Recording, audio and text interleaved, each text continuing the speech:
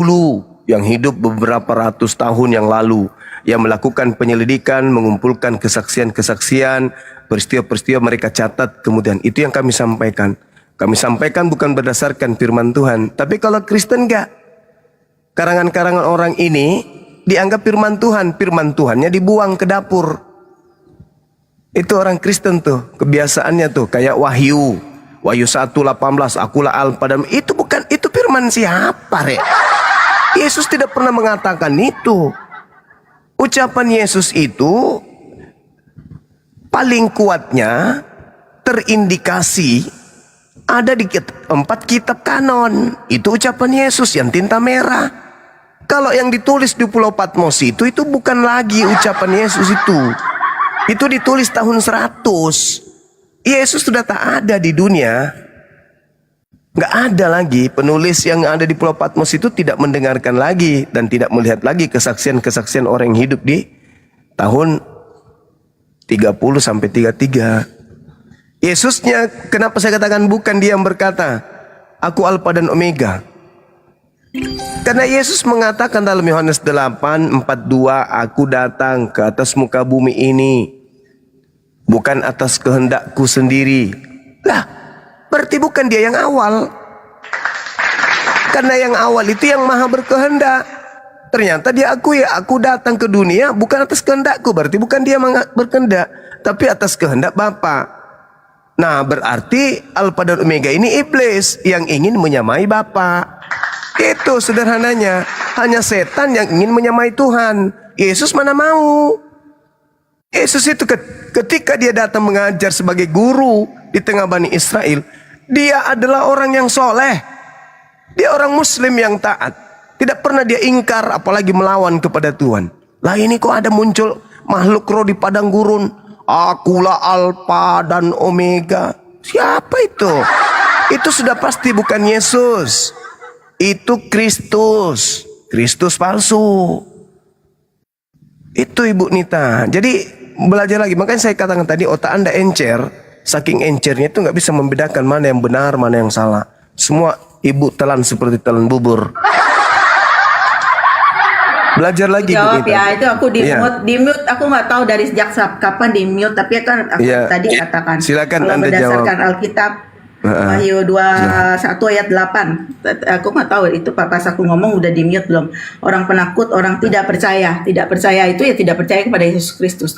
Dan Wahyu ini kan ditulis oleh Yohanes. Yohanes itu murid Yesus ya. Terus kalau percaya kepada Yesus, mustahil jadi Kristen. Encer kali otak Anda ini, terlalu encer. Jadi nggak bisa membedakan mana baik buruk. Itu giliran aku lagi jawab, aku mau turun sebentar lagi. Iya, tapi tolong kalau berbicara itu Yesus sesuaikan dengan argumentasi lawan. Jangan ngomong sendiri, jangan pakai konsep sendiri, jangan pakai dogma sendiri. Bantah argumentasi saya. Saya mengatakan Wahyu itu bukan ucapan Yesus. Ya bantah dong. Buktikan itu ucapan Yesus. Kapan Yesus kemudian hidup di tahun 100? Di Pulau Patmos itu Yesusnya kapan ke sono? Kapan? Bantah argumentasi saya. Karena di dalam Yohanes 17:8 Ibu, Yesus sudah menamatkan kurikulum mata kuliahan penginjilannya kepada Bani Israel. Nggak ada lagi tambahan. Segala firman yang engkau berikan kepada aku telah aku sampaikan kepada mereka. Mereka semua telah menerimanya. Nah, pada saat murid Yesus menerima firman, tidak ada buku Wahyu, nggak ada kitab Wahyu, nggak ada Alfa dan Omega. Itu muncul belakangan. Saya nggak mau ngomong sama Bang Suma ya, karena kamu ngomong 1000 kata, saya ngomong 10 kata, terus sudah dipotong. Enggak, bukan ya. Bu Nita, Ibu boleh ngomong sampai 2 tahun non-stop, sampai mulut Ibu robek. Yang penting yang dinarasikan, yang dinarasikan lawan Ibu itu kena. Ini Ibu, saya ngomongnya ke A, Ibu larinya ke Z, ujung sana. Orang mau manjat kelapa, Ibu nyemprong ke sungai, gak nyambung kan? Ibu ngomong sendiri. Mungkin, karena saya udah mau turun, Pak. Kalau orang mau turun tuh ciri-cirinya dia ngomong. Ibu kayak mau jualan sayur di sini, sementara yang kita bahas di sini adalah ikan. Ya Yesus Akulah jualan adalah ibu. pusat daripada kitab Wahyu. Dan kalau Iya, dikatakan Mama itu Yesus tidak ada atau Yesus itu palsu, yang jahat, yang busuk, yang sesat, yang Yang najis, jahat segala lah macam itu tidak yang akan ingin bisa menyamai masuk dalam Tuhan. surga. Akulah Alfa Tidak dan akan Omega, bisa yang masuk jahat dalam lah itu. surga. Sedangkan Wahyu Bu itu Nita. bicara mengenai surga, Pak. Bu Nita, kalau anaknya Maria mengatakan akulah awal, akulah akhir, dia penjahat. Karena dia ingin menyamai Tuhannya. Di mana otak ibu? Yesus itu tunduk berserah diri kepada Bapa. Lo kok tiba-tiba di Pulau Patmos, akulah awal, akulah akhir. Terus Bapak mau kemenakan Bapak? Mau disenyi gitu sama Yesus? Itu Kalau di iblis. dalam Alkitab ya, kalau memuliakan Yesus itu memuliakan Bapa, gitu loh. Nenekmu Nah, seperti kiper. pikiran kamu, Maksud bapaknya kemana, daripada bapaknya memuliakan kemana. Yesus, memuliakan Bapa, bukan menyembah Yesus, menyembah Bapa. Memuliakan Yesus itu maksudnya seluruh ini ucapan perdebatan Yesus yang panjang. menjadi Wah. skala prioritas kerasulannya kepada Bani Israel. Barang siapa yang percaya kepadanya, percaya Bapa. Memuliakan ucapan Yesus, memuliakan Bapa. Lah yang di Wahyu itu bukan ucapan Yesus, Cak Ayu. Ya udah, saya udah mundur hampir setengah jam dari waktu saya tadi. Ya belajar lagi ya Bu ya, saya pamit belajar dulu. Oh tidak usah. Saya tidak usah saya belajar firman Tuhan. Faman Yang harus saya azlamu belajar mimman ngadepin iftara orang-orang. 'ala Allahil kadziba aw kazzaba bi ayati ulaika yanalu nasibuhum minal kitab. Nah, itulah tipikal orang-orang kafir, mengeraskan hatinya, hanya dusta kebohongan yang ingin dia jajakan. Berhentilah kayak gitu. Yesus itu tidak pernah mau menyamakan Tuhan. Bapakku lebih besar daripada aku. Lo kok sekarang jadi Alfa dan Omega? Cak kongkong. Hanya iblis yang ingin menyamai. Jangan mentang-mentang iblisnya menggunakan gelar Kristus Yesus, bintang timur, bintang gilang gemilang. Wah, itu adalah Yesus. Otak Anda berarti nggak berfungsi. Yesus mengatakan waspadalah kepada penyesat yang datang kepadamu dengan memakai namaku, Yesus, dan berkata akulah Kristus. Penyesat itu Yesus Kristus. Mereka akan menyesatkan banyak orang. Lo kok nggak peduli nasihat Yesus itu sih? Nasihat Yesus itu sangat indah. Jangan kau percaya kalau ada yang mengaku Yesus, meskipun dia datang dalam rupa malaikat, dalam rupa Tuhan, dalam rupa cahaya, dalam rupa emas, jangan ente percaya. Masa kami umat Islam yang lebih percaya nasihat Yesus sih daripada kalian? Hanya gara-gara ingin menjual agama Romawi kuno yang sudah kemudian melakukan kamuflase mengatasnamakan ajaran para nabi dari Yahudi, kalian rela mempensiun dinikan otak. Aduh, saudara-saudaraku, inilah. Berpikirlah dengan jernih. Ya, silakan teman-teman sekalian. Ya, selamat malam. Ya, malam. Ya, jawab ya. Silakan Bang, silakan. Ya, saya juga heran. Seperti Bang Juma kan percaya ayat-ayat Alkitab sebagian kan. Kemudian yang sebagiannya Anda nggak mempercayai. Seperti di Matius Lukas, Anda bilang bahwa itu bukan firman Tuhan, betul ya? Karena ditulis oleh tangan-tangan. Iya, Ya, betul. betul ya. Iya. Nah, sementara yang lain pun Anda sering kutip sebagai pembenaran Anda. Jadi saya tanya, Anda sebetulnya berdiri di mana? Oke, saya jawab. Nah gini, tunggu dulu. Belum. Saya belum selesai. Karena Yeah. Alkitab itu mulai dari Kejadian sampai Wahyu itu adalah satu kesatuan yang nggak bisa dipisah-pisahkan. Kalau Anda percaya satu pasal harusnya kan Anda mempercayai semuanya. Nah, kalau berbicara tentang Lukas misalnya kan, Lukas memang itu kan, kata Lukas itu hasil penyelidikan Lukas, benar. Kami benar itu. Dan itu adalah tulisan-tulisan. Masya Allah, subhanallah. Lalu Bang kemudian Fira, syukran Bang. Lalu kemudian di dalam Lukas itu kan ada itu di Lukas 1 tuh ayat yang ke-18 ketika dia Lukas menceritakan tentang Zakaria kan. Ketika dia masuk berdoa di dalam mihraj itu, di situ kan malaikat Jibril menampakkan Lukas, memberitahukan dia bahwasanya dia akan mempunyai seorang anak. Syukron. Ya kan? Saya bacain ya.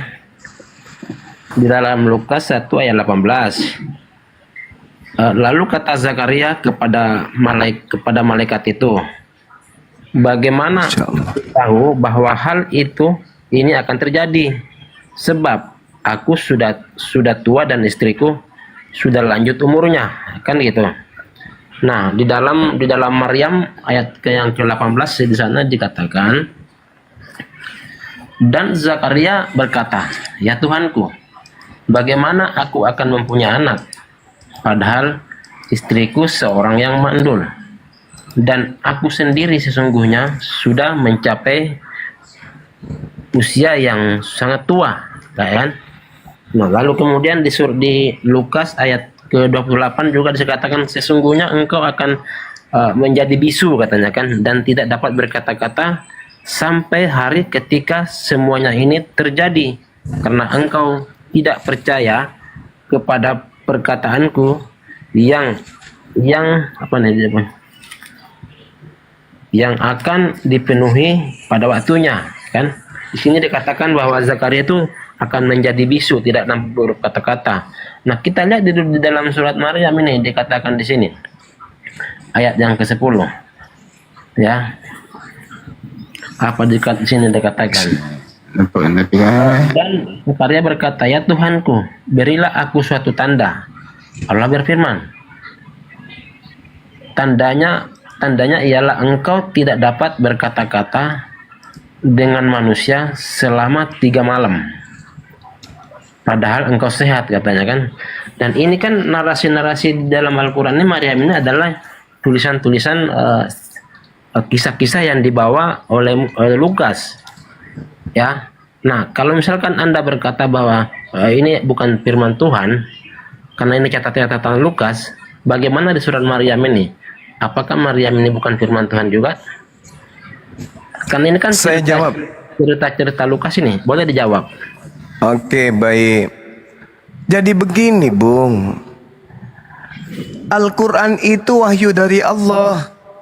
Kami beriman kepada Allah dan apa yang datang kepada Nabi Muhammad, membuktikan berita yang Anda bawa hari ini adalah suatu kebenaran yang mutlak absolut, orang berakal sehat percaya. Satu, nabiku Nabi Muhammad tidak ada pada peristiwa tersebut.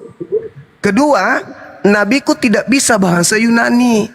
Ketiga, Ibrani tidak bisa, Aramaik tidak bisa. Nabiku tidak pernah bertemu dengan orang-orang Yahudi yang memberikan kesaksian-kesaksian peristiwa-peristiwa tentang Zakaria. Berbeda dengan Lukas. Lukas menuliskan, kalau Anda lihat di dalam Lukas 1, nomor 1, nomor 2, nomor 3, dia berbicara kepada Theophilus. Aku menyusun cerita-cerita tentang peristiwa-peristiwa yang terjadi di antara kita. Banyak orang yang menyusun, maka aku merasa terpanggil untuk menyusunnya kembali. Lukas mengakui dia menyusun kembali tentang peristiwa yang pernah terjadi. Kalau nabiku menerima wahyu dari yang maha menyaksikan, dari yang maha mengetahui, dari segala sesuatu yang dia tahu, dari yang maha tahu, menyampaikan kepada nabiku. Al-Quran itu wahyu dari Allah. Sedangkan Lukas melakukan penyelidikan. Nah sekarang, sebuah kebenaran peristiwa, kalau peristiwa ini misalnya terjadi pembakaran di sebuah wilayah, pencipta langit dan bumi tahu bahwa itu terjadi. Kejadian itu diwahyukan kepada nabinya. Wahai nabiku, telah terjadi kebakaran. Valid, sahih, itu udah pasti. Kenapa? Karena yang memberitakan adalah pencipta langit dan bumi yang maha melihat kejadian. Di sekitar tempat kejadian tentu ada wartawan. Ada wartawan menceritakan cerita-cerita itu. Ada nggak kesamaan? Ada. Tapi yang satu beritanya dari surat kabar robek karena datangnya dari wartawan lepas tanpa perusahaan, yang satu dari Sang Maha Melihat. Ada kesamaan berita karena sama-sama menyaksikan keadaan. Kenapa saya menggunakan kitab saudara? Ya itu tadi. Coba Anda lihat surat kabar. Surat kabar apa yang biasa Anda baca? Misalnya Pedoman Rakyat atau apa gitu ya. Kalau di Kota Makassar ini Pajar. Di dalam pemberitaan surat kabar itu ada kebenaran nggak? Ada. Kebenaran yang muncul kemudian di dalam surat kabar itu, karena dia benar sesuai dengan fakta real di lapangan, apakah menandakan bahwa itu firman Tuhan? Tidak. Sepalit apapun pemberitaan di dalam surat kabar, sesempurna apapun cerita itu, sesahih apapun, sepalit apapun, secocok apapun cerita itu, selaras dengan cerita goresan tinta manusia dengan keadaan peristiwa, itu tulisan tidak akan naik level menjadi firman Tuhan. Tapi isinya kebenaran, tapi bukan firman Tuhan. Itulah kenapa Bang Suma pakai, karena itu catatan-catatan dari wartawan. Berarti ada unsur kebenaran di dalamnya, tetapi bukan firman Tuhan. Sampai di sini paham? Baik, saya jawab. Silakan. Boleh? Silakan. Oke, baik ya. Tunggu dulu. Anda tadi berkata bahwa Nabi Muhammad tidak pernah bertemu dengan orang Yahudi, ya kan? Lalu, ketika Nabi Muhammad, Bible, bentar ya. Ketika Nabi Muhammad menerima wahyu yang konon itu Jibril di Gua Hira misalnya kan, ketika dia pulang ke rumahnya, dia menemui istrinya, lalu kemudian istrinya menjumpai Waraqah bin Naufal. Waraqah bin Naufal seorang pendeta Yahudi, rabi Yahudi yang buta ya, betul Bang Juma? Iya. Nah, lalu kemudian di surat Yunus ayat 94. Maka jika engkau Muhammad berada dalam keraguan-raguan tentang apa yang kami turunkan kepadamu, maka tanyakanlah kepada orang yang membaca kitab sebelummu. Sesungguhnya telah datang kebenaran kepadamu dari Tuhanmu, maka janganlah engkau kali-kali engkau termasuk orang yang ragu, katakan. Jadi di sini yang pertama, yang jelas Nabi Muhammad bertemu orang Yahudi sebagai rabi pendeta Yahudi pada masa itu. Kemudian di sini dikatakan Tuhan juga menyuruh Muhammad untuk bertanya kepada orang yang membaca kitab sebelum Quran diturunkan. Jadi kalau Anda berkata dari mana dia tahu, kemungkinan dia bertanya kepada orang-orang yang membaca sebelum Quran diturunkan. Ya, jadi kita kembali kepada ke Lukas tadi ya. Nah, kalau Anda berkata memang kitab Lukas itu bukan firman Tuhan karena ditulis oleh tangan manusia atau hasil penyelidikan Lukas, saya sebagai orang Kristen justru saya lebih yakin, percaya, karena Alkitab itu adalah tulisan atau catatan-catatan manusia tentang kesaksian, tentang sejarah yang terjadi di masa lalu. Ketika Lukas berkata, setelah aku menyelidikinya, maka aku telah menulisnya, katanya kan.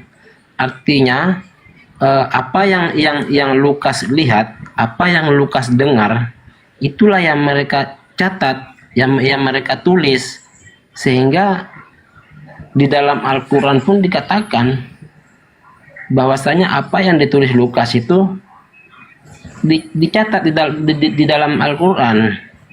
Nah, kalau misalkan Anda berkata bahwa tulisan Lukas itu bukanlah firman Tuhan karena ditulis oleh Lukas, lah kok dipakai di dalam Al-Quran gitu? Sementara di Al-Quran dikatakan bahwa itu firman Tuhan. Tuhan yang menyampaikan katanya.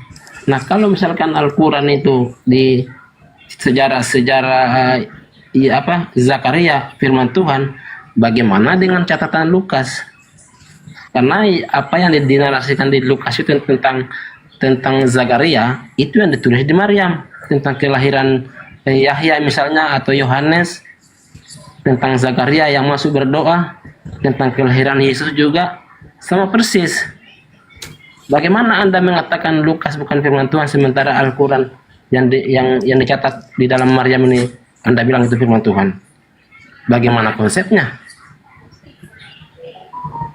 Apakah mungkin Lukas nyontek di Quran atau Quran lah yang nyontek di Lukas? Saya nggak tahu. Otak Anda robek. Coba itu dijawab. Tadi saya sudah menjelaskan, Cak Ayu. Udah aku jelaskan. Nah, inilah susahnya kalau kita serius kepada orang Kristen. Di atas batok kepala itu nggak ada wadah untuk nerima penjelasan kita. Susahnya itu di situ. Kelemahan saya itu di situ. Saya nggak mampu kemudian membuat orang Kristen ini paham tentang apa yang menjadi pesan yang sudah saya jadikan sebagai jawaban. Kelemahan saya itu di situ. Anda cuman bisa bertanya, tapi Anda tidak punya wadah untuk menerima jawaban. Bertanyanya bagus, nerima jawabannya yang lobet. Tadi Anda mengatakan bahwasanya Nabi Muhammad ditegur oleh Allah, disampaikan oleh Allah, fa in kunta fi syakkim mimma anzalna ilaika fas'alil ladina yaqra'unal kitaba min qablik. Sebelum engkau, kalau kamu ragu, ya pantaslah kemudian Nabi Muhammad justru ini membuktikan bahwa yang datang kepadanya itu adalah wahyu Allah. Lukas ada ragu enggak? Paulus ada ragu tidak? Markus ada ragu enggak dengan catatan-catatannya? Ya tidak. Kenapa?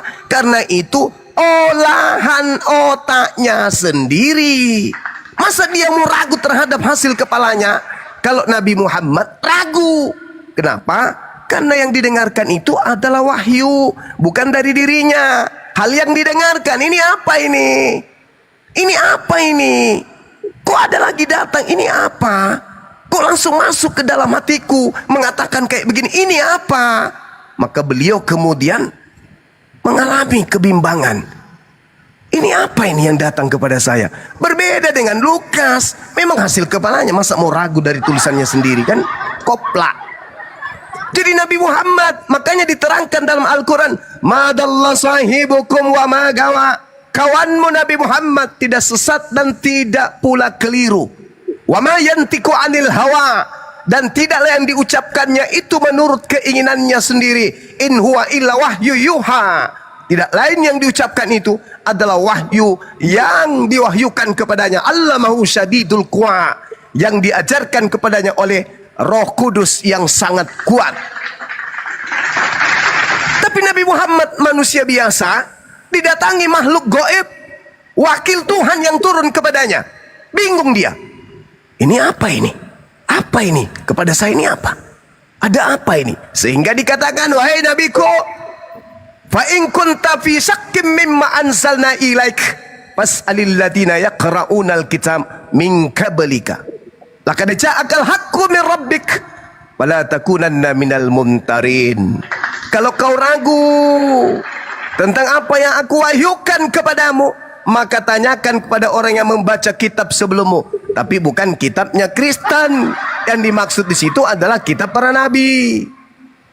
Tanyakan kepada mereka. Tapi pertanyaannya, apakah nabiku kemudian ragu? Tidak. Nabiku gak ragu. Dia cuma bertanya, ada apa ini? Ada apa? Lama-lama dia tahu, oh ini, sabar, ternyata ini adalah wahyu. Dan ingat saudara, ketika kemudian istrinya bertanya kepada pamannya, itu cuma sekali doang. Sedangkan Nabi Muhammad menerima wahyu 22 tahun. Itu hanya mengatakan, oh suamimu itu sudah dinubuatkan di dalam kitab Taurat. Yang datang kepadanya itu adalah An-Namus. Namus dalam bahasa Yunani artinya hukum. Oh, yang datang kepada suamimu itu adalah yang membawa hukum kepada Nabi Musa, yaitu Torah. Jadi Taurat dalam bahasa Yunaninya Namus. Yang datang kepada Nabi Muhammad An-Namus, yang membawa hukum kepada para nabi. Itu yang terjadi. Yang datang kepada suamimu itu adalah makhluk Roh Kudus yang sudah dinubuatkan memang untuk datang kepada keturunan Abraham. Begitu saudara. Terus apa tadi yang Anda katakan? Kalau begitu berarti Nabi Muhammad kemudian mengutip atau Lukas yang mengutip. Boleh jadi. Anda membuat ruang itu, boleh jadi. Sekarang tolong tunjukkan tulisan Lukas di abad kedua apa? Lukas di abad pertama. Coba original teksnya ada nggak? Sabar dulu. Sebetulnya Sabar dulu. Apa yang saya tanyakan nggak nangkap sebetulnya. Gini, Anda kan dari awal kan mengatakan bahwa Lukas itu bukanlah firman Tuhan, ya? Ya betul, bukan firman Tuhan. Alias kitab palsu nih. Pertanyaan saya gini, siapa yang bilang kitab palsu? Yang bilang kitab palsu siapa? Anda udah sebenarnya saya dari dulu udah ngikutin. Anda itu jangan membawa kabar bohong. Saya katakan Lukas itu wartawan lepas yang tidak punya kantor. Wartawan lepas yang menceritakan tentang peristiwa-peristiwa yang terjadi, sehingga apa yang dibawa ada kebenaran di dalamnya, tetapi ada juga tahayul, ada juga khurafat. Makanya Al-Quran saya mengatakan bahwasanya fawailul lilladzina yaktubuna al-kitaba bi aydihim tsumma yaquluna hadza min indillah. Mereka menulis sebuah buku dan mengatakan itu dari Allah, padahal bukan dari Allah, hanya untuk mendapatkan keuntungan yang sedikit. Lukaslah itu. Hanya untuk digelari hanya untuk digelari rasul. Apa yang Anda barusan katakan ini Al-Baqarah 80 itu justru kan Anda yang mengimani. Al-Baqarah 79 kecelo, Iya, Al-Baqarah 80. di ayat 80-nya kan Anda yang mengimani, betul? Saya yang mengimani. Ya jelas. Fawailul lilladzina yaktubuna al-kitaba bi aydihim tsumma yaquluna hadza min indillah. Celakalah orang-orang yang menulis kitab dengan tangan mereka sendiri kemudian berkata ini dari Allah. Baca 80-nya apa dibilang di sana 80-nya? Apa yang dikatakan kemudian 80-nya? Enggak ada hubungannya dengan Nabi Muhammad. Lalu mereka berkata, "Wa qalu lan tamassana an-nar illa ayyaman ma'duda." Neraka tidak akan menyentuh kami kecuali beberapa hari saja. Kul, katakan kepada mereka, sudahkah kamu menerima janji dari Allah? Sehingga Allah tidak akan mengingkari janjinya, atau kamu mengatakannya tentang Allah sesuatu yang tidak kamu ketahui. Apa?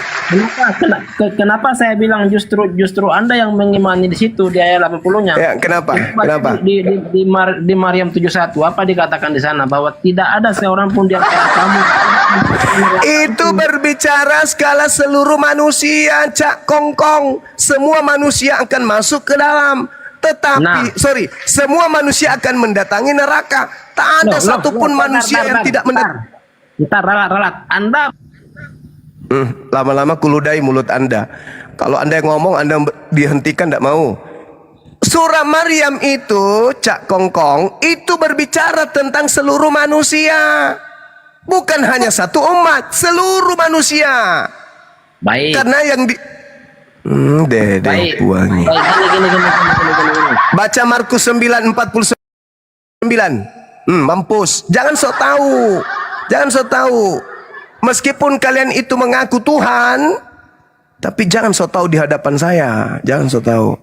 Kau baca kitabmu Markus 9:49. Semua orang Kristen akan digarami dengan api neraka. Jangan kau masuk ke Al-Quran. Kau nggak tahu Al-Quran. Kau nggak tahu. Orang Kristen nggak ada tahu Al-Quran. Kalau orang Kristen tahu Al-Quran, saya pastikan mereka sudah syahadat. Justru karena mereka tidak paham Al-Quran, makanya mereka masih kafir sampai hari ini. Kalau mereka sudah paham Quran, pasti syahadat. Jadi jangan dalam keadaan kafir Anda mencoba membahas Quran dengan kami di sini. Jangan. Cukup kau masuk ke kamar, ambil Bible, baca Markus 9, baca 49. Di situ diterangkan semua orang Kristen akan digarami dengan api neraka. Dah, selesai. Jangan so tahu. Nanti kena ludah kalian, ludah Yahudi. Silakan teman-teman. Ini ini kalau bertanya tapi dia nggak mendengarkan jawaban dan cenderung so tahu itu loh. Rata-rata begitu. Ya, kalau dia mau naik lagi dinaikkan, disilakan dinaikkan.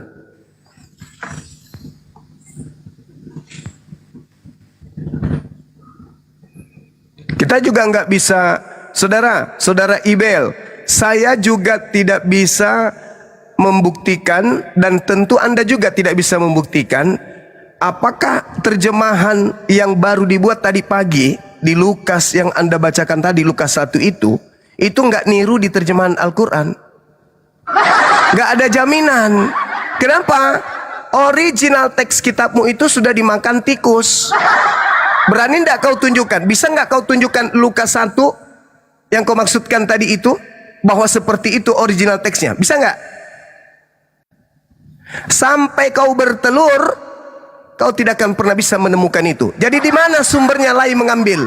Satu-satunya sumber Lai mengambil itu dari terjemahan Al-Quran. Itu yang betul. Masih mau kau datang besok?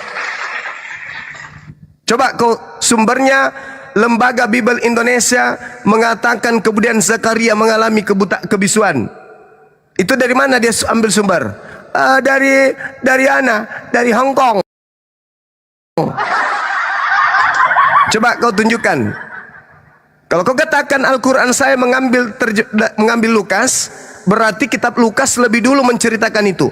Kau tunjukkan kepada saya bukumu yang berbahasa Belanda yang diterjemahkan ke dalam bahasa Indonesia setelah Indonesia merdeka. Silakan, saya tunggu. Bang Juma, bentar, kok tadi saya diturunin ya? Iya, karena kamu karena Anda nggak berakal. Bukan. Sekarang Anda kayak macam ada ketakutan tadi bahas tentang Al-Baqarah dan Maryam itu. Bukan saya ketakutan. Bukan saya ketakutan. Bukan saya ketakutan. Cak Kongkong, bukan saya ketakutan. Kamu yang tidak punya kapasitas untuk menerima penjelasan saya tentang Al-Quran. Bentar, kalau anda nggak takut. Sekarang nggak usah ke situ. Nggak usah ke situ. Saya yang perintahkan Anda diturunkan. Karena Anda seperti asu yang bisanya cuma menggonggong tapi nggak mengerti apa yang diucapkan oleh lawan diskusi Anda. Persis anjing. Mungkin karena Anda setiap hari makan anjing. Mental Anda mental anjing. Anda berani membawa Al-Quran nih. Yunus 94, Al-Baqarah ayat 80, berani ente menyentuh Al-Quran. Hebat ente ini. Tetapi giliran Bible Anda gak paham. Gak ada orang Kristen paham Al-Quran, gak ada. Gak ada. Kecuali mereka yang sudah mu'alaf. Nah itu.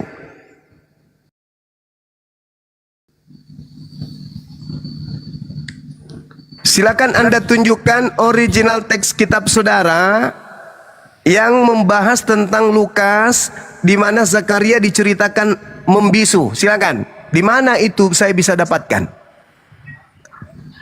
Jawab itu giliran kau yang ditanya. Coba. Kok saya diturunin ya? Jawab. Kok saya diturunin? Kau lebay kali. Bukan. Ini pembahasannya loncat-loncat kodok. Tapi belum selesai. Bukan. Kita berbicara tadi. Bentar, Pak Juma. Bentar. Anda kan orang pintar ini. Oh pasti dong. Makanya saya Islam. Saya mau disogok uang miliaran untuk penyembah Kristus makhluk padang gurun, saya nggak mau. Karena saya nggak bodoh. Kayak ente.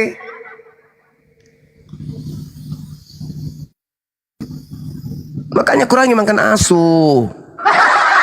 Kurangi sedikit makan asu itu, direm-rem sedikit lah.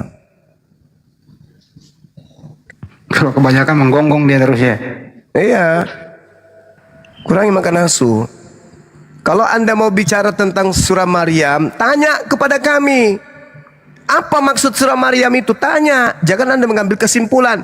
Kalau bertanya tentang Markus 9:49, tidak perlu saya tanya ente. Kenapa? Karena pemahamanmu dengan pemahaman saya terhadap dalil tersebut lebih kena saya, lebih percaya saya kepada isinya daripada ente. Karena kalau ente membahas Markus 9:49, Anda biaskan nanti kemana-mana. Anda biaskan. Oh itu maksudnya kodok bersolek. Nah sekarang Anda tunjukkan original teks daripada Lukas yang menceritakan tentang Zakaria. Kalau tidak, Bang Juma. Kalau tidak, berarti Andalah punya kitab yang mencontek Al-Quran punya terjemahan. Gitu saudara. Baik. Bang Juma dengar Bang Juma. Kalau saya mau Iya. generasi gantiannya. Ya, tapi pakai ilmu dong, pakai otak gitu loh, pakai nalar. Kayak ketakutan kalian semuanya. Nah, ketakutan sama Kristen, gak ada yang ketakutan.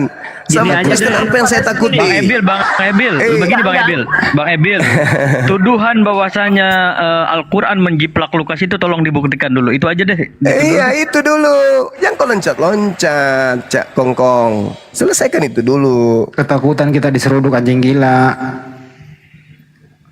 Justru yang terkesan ketakutan itu ente. Kok kami pula yang ketakutan? Apa yang saya takutkan sama Kristen? Main mute. Dia Ya karena ngajak kau diskusi. kacau. Ngajak diskusi. Karena kamu ngajak kacau. diskusi nih. Saya kan minta original teksnya. Original teksnya saya minta. Silakan saudara. Diskusi kita masih panjang waktu. Masih baru jam berapa ini? Bisa kita diskusi sampai 3 bulan nonstop ke depan. Tapi satu-satu. Original teks Lukas dulu kamu tunjukkan. Saya mau lihat. Silakan. Kan tadi Anda menuduh toh Al-Quran yang mencontek Lukas. Nah, yang dicontek tidak mungkin bahasa Indonesia. Karena pada zaman Nabiku abad ke-7 kitabmu belum ada bahasa Indonesia. Maka tunjukkan kitab yang dicontek Nabiku di abad ke-7 itu kitab mana. Silakan. Harus ada bukti kalau kamu nuduh. Loh, Silakan. Loh. belum Kenapa? step 1 loncat lagi sana kemari. Giliran disenggol Loh, kan nanti itu langsung nurunin. itu awalnya. Hei, itu awalnya. Itu awalnya saudara. Anda yang loncat ke surah Maryam segala macam. Itu awalnya dulu. Kita masih membahas tentang Zakaria yang Anda bawa kan. Surah Maryam dan Lukas 1. Nah sekarang Anda mengatakan bahwa nabiku yang menyontek. Nabiku hidup di abad ke-7. Minimal kitabmu tertulis itu di abad ke-6, ke-5, ke-4, ke-2, 1. Silakan Anda tunjukkan. Kitabmu yang dicontek oleh nabiku itu kitab yang mana? Kok kabur? Kabur. Kali ini kabur enggak Enggak. Kali ini dia kabur. Kabur dia. Nabiku hidup di abad ke-7. Anda 7 nyontek. Berarti nyontek abad ke-situ, abad itu. Nah sekarang mana kitab yang dicontek itu yang mana? Tunjukkan. Original teksnya di abad ke-7 itu apa? Kitabnya. Ada. Ini loh orang Kristen. Masa ngomong. Doang mah gampang. Iya.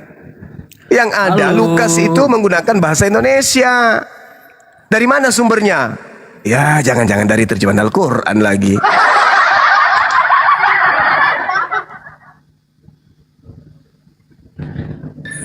Ya, selamat malam LKTP. Ya, malam Bang. Ya, mau masuk LKTP sebelum Bang Luthor. Baik, saya tanggapi sedikit ya. Justru setelah saya pelajari Sirah Nabawiyah, buku Sirah Nabawiyah, Al-Quran ini menurut saya suatu mujizat ya dari Nabi Muhammad. Kenapa saya mengatakan begitu? Karena setelah saya baca Sirah Nabawiyah, Nabi Muhammad tidak dapat membaca dan menulis. Secara logika saya berpikir, manalah mungkin ya jika benar Nabi Muhammad ini tidak dapat menulis dan membaca, mampu menguraikan Al-Quran sedetail demikian. Firman Tuhan yang benar-benar menceritakan apa yang tadi terjadi. Justru teman tadi itu yang dikatakan Bang Juma kalau dia tidak nangkap itu betul. Saya nangkap yang disampaikan Bang Juma. Kenapa? Karena memang dasar dalam hati dia sudah tertutup dan tidak mau menerima kebenaran. Karena apa? Jika orang mengeraskan hatinya, sekeras apapun kita sampaikan, selembut apapun tidak akan masuk. Karena dia sudah menutup diri. Seperti gelas bocor, Bang Juma bilang tadi. Kalau gelas bocor dituangin air, dia minta air, dikasih air, airnya nggak akan masuk karena dia gelasnya bocor. Jadi yang disampaikan Bang Juma nggak akan masuk ke dia. Seperti itu. Terima kasih Bang Juma, itu aja sih. Iya, benar sekali. Betul sekali. Abad ke-7. Tak ada listrik.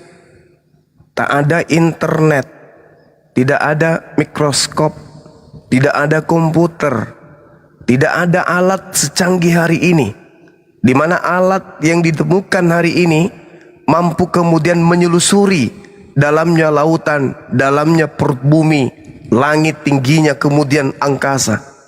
Nabi Muhammad 1400 tahun silam sudah menguraikan itu semua. Bagaimana dia mengatakan tumbuhan itu bisa dikawinkan, bagaimana tumbuhan itu dikawinkan, mengawinkan dirinya sampai dia berbuah, dan seterusnya dalam Al-Quran surah Al-Hijr ayat 22. Bagaimana sungai ada di dasar laut, Al-Furqan ayat 53. Bagaimana kemudian cara otak mengambil keputusan, Al-Quran surah Al-Alaq ayat 15 sampai nomor 17.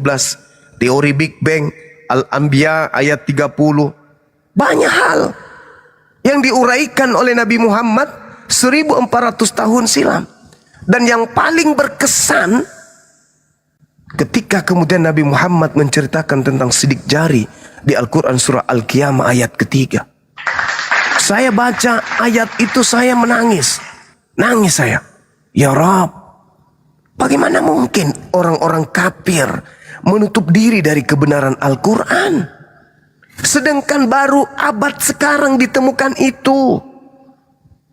Bagaimana kemudian sekarang aplikasi di bank, di asuransi, di perusahaan-perusahaan besar, bahkan kita ketika kemudian mau ambil identitas, itu dijempol, Pak. Ada apa dijempol? Ternyata kemanapun kita pergi di atas muka bumi ini, tidak ada orang yang kemudian garis-garis jari jemarinya ini, jempolnya ini, satu sama lain itu sama. Bahkan manusia kembar sekalipun tidak sama. Ayah dengan anaknya tidak sama, ibu dengan anaknya tidak sama. Subhanallah. Dari mana Nabiku tahu hal-hal seperti ini? Kalau bukan dari Sang Yang Maha Mengetahui. Kalau dibandingkan dengan tulisan-tulisan yang ada di kitab-kitab sebelumnya, ambalelo. Singa makan jerami, entah apa-apalah, ular makan debu. Ini Nabi Muhammad seorang diri. Nabi Musa ada, Nabi Harun, Yesus ada, kemudian Yahya, Yohanes Pembaptis. Tapi Nabiku Nabi Muhammad seorang diri. Tidak pernah melakukan penyelidikan, tidak perlu melakukan kemudian membaca kitab-kitab sebelumnya. Gak ada. Semata-mata beliau hidup di tengah-tengah orang jahiliyah. Bahkan bangsa Arab kala itu tidak dianggap umat oleh Bani Israel. Lahir di tengah-tengah. Makanya dia disebut adalah pembawa cahaya di atas cahaya. Dan Nabi Muhammad menguraikan bagaimana pembentukan manusia. Al-Quran surah Al-Mu'minun, garis edar tata surya Al-Anbiya ayat 33, 7 struktur lapisan bumi dan langit At-Talaq ayat 12, 2 air laut yang tidak bisa kemudian bersatu Ar-Rahman ayat 19-20, terbentuknya hujan Ar-Rum ayat 48, api di dasar laut At-Tur ayat 6. Subhanallah. Dari mana Rasulullah tahu ini? Temuan yang paling mutakhir kemudian, lubang hitam, tempat di luar angkasa yang merupakan lubang hitam, At-Takwir ayat 15-16. Memang Rasulullah melakukan penelitian seperti menggunakan alat apa? Baru ditemukan ilmuwannya pun berpuluh tahun untuk bisa, bahkan ratusan tahun untuk bisa menemukan hal tersebut. Disepelehin, dianggap nabi palsu hanya karena dibenci, dikatakan pedofil hanya karena dibenci, nggak diterima ajarannya, difitnah hanya karena dibenci ajarannya. Tetapi diam-diam mereka lupa ingatan. Setiap hari menyebut nama Allah. Allah diambilnya dari kitabnya Nabi Muhammad. Tiap hari menyebut Alkitab. Alkitab diambilnya dari kitab Nabi Muhammad. Tiap hari menyebut kata iman. Tiap hari menyebut kata syafaat. Tiap hari menyebut kata malaikat, kata iblis. Nggak sadar kalau itu semua diambil dari kitabnya Nabi Muhammad. Tiap hari menyebut kata Roh Kudus. Tiap hari menyebut kata Nabi, Rasul. Tapi nggak sadar itu dari kitabnya Nabi Muhammad. Otak nggak berfungsi, rusak semuanya. Al-Quran mengatakan summum bukmun umyum fahum la yarji'un. Bahkan Al-Quran mengatakan yukhadi'una allaha walladina amanu. Bahkan Al-Quran lebih jauh mengatakan fi qulubihim marad, dalam hatinya ada penyakit. Kenapa enggak legowo menerima kebenaran? Mari dudukkan Bible, dudukkan Al-Quran. Mana yang firman Tuhan? Begitu cara belajarnya. Jauhkan dulu kebencian. Ya, saya kira begitu, saudara. Silakan. Ya, Luthor dari Katolik ya, Bang Luthor ya. Iya bang. Ya, silakan. Mau ditanggapi atau? Ya, silakan. saya cuma mau bertanya ini bang. Bagaimana bisa jalannya batu hitam yang ada di Mekah itu bisa menghapus dosa? Mampus. Ini pertanyaan yang sangat bagus. Saya jawab. Di dalam kitabnya orang Yahudi, Yesaya 6, nomor 6, nomor 7. Mencium batu bara, menghapus dosa. Keluaran 29, nomor 14. Catat, saudara-saudara, catat. Keluaran 29 nomor 14, tai sapi menghapus dosa.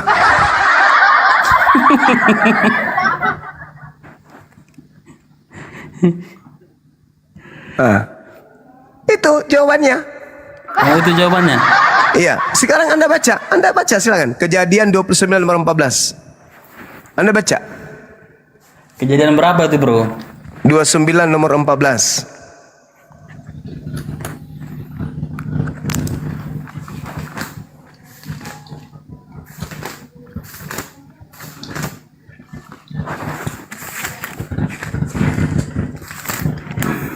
Apa tadi bunyinya bro? Baca aja bang. Keluaran 29. Oh, tadi kejadian. Sorry, Keluaran 29 nomor 14. Tolong teman, kalau saya salah nyebut ini data, tolong ditegur. Keluaran 29 ayat 14. Di sini bercerita, tetapi daging lembu jantan itu kulit dan kotorannya harus kau bakar habis di luar perkemahan, itulah kurban penghapus dosa. Iya, terus? Ya. Korban penghapus dosa di situ, yang menghapus dosa di situ apa? Tai sapi kan? Iya, kan di situ kurban bukan mencium. Lah, membakar tai sapi menghapus dosa. Artinya apa? Tai sapi menghapus dosa. Kalau kamu mau yang mencium, silakan aja baca Yesaya 6 nomor 6 sampai nomor 7. Itu baru mencium. Di situ judulnya ceritanya penapsihan Harun dan anak-anaknya, bukan untuk menghapus dosa. Anda baca. Tetapi ceritanya di dalam Al-Quran surat Musnah Ahmad 536. Anda baca. Dengan mencium batu Hajar Aswad. Anda baca. Dosa umat Islam bisa dihapuskan. Bukan Al-Quran. Anda baca. Itu tadilah mau di surat manapun itu intinya kan di situ ada tertulis. Inilah Kristen kan, manusia tanpa kepala yang begitu. Yesaya 6. Manusia tanpa kepala. Ya iya, kalau ada kepalamu pasti nggak begitu cara ngomongmu. Mau Al-Quran kayak mau apa kayak. Ini diskusi. Iya, di situ tertera batu Tetapi Hajar seorang Aswad daripada dengan serafim mencium itu batu terbang. Hajar Aswad bisa menghapus dosa. Gimana jalan ceritanya batu hitam benda? Oke. Nanti saya jelaskan. Memang orang Kristen harus bertanya supaya pintar. Yesaya 6 nomor 7. Tetapi seorang daripada serafim itu terbang mendapati aku, di tangannya ada bara yang diambil dengan sepit dari atas mesbah. Ia menyentuhkan kepada mulutku serta berkata, lihat, bara ini telah menyentuh bibirmu, maka dosamu telah dihapus dan dosamu telah diampuni. Ya, menyentuh bibir. Yesaya berapa? Kau kebanyakan bohongnya kau. Inilah Kristen kan. Orang Yesaya berapa bro? Saya Kristen yang 667, begini. saudara. Saya juga Katolik. Malu orang Katolik. Yesaya berapa? 667. 6 ayat 6 sampai 7. Yesaya 6 sampai 7. Ya, soalnya kitabnya Yahudi. 6 sampai 7. Kitabnya Yahudi kau pakai hanya untuk Pelan-pelan, aksesoris. saya nggak dengar siapa yang ngomong ini. Saya Katolik. Kau juga Katolik bikin malu kau punya cara kata-kata. Saya 6 ayat berapa? Ayat 7400,7. Yang jelas lah, Bro Juma. Saya 6, nomor 6, nomor 7. Pasang kuping makanya. Satu-satu makanya ngomong, Run. Oh, dia Katolik. Katolik macam apa begini? Hati-hati Apa lu tadi ngomong bunyi? kadrun. Hati-hati kau ngomong kadrun. Tuhanmu yang Kristus itu makhluk kurun. Yang datang Emang kepada arti kadrun Paulus. apa? Kadrun itu kafir dari dulu. Lu. Kenapa kau Kafir marah? dungu turun temurun. Kafir Iya. dungu turun temurun tuh. Ada pertanyaan saya belum dijawab itu. Bagaimana caranya bisa Sabar bisa dulu. menghapus dosa? Kau baca dulu itu. Kau baca dulu. Kau baca Yang mana? Yesaya 6, nomor 6 sampai nomor 7.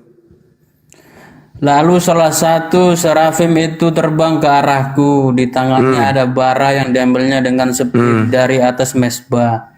Ia menyentuhkannya pada mulutku serta berkata, lihat bara ini menyentuh bibirmu, maka kesalahanmu telah disingkirkan dari dosa yang Nyonyor datang.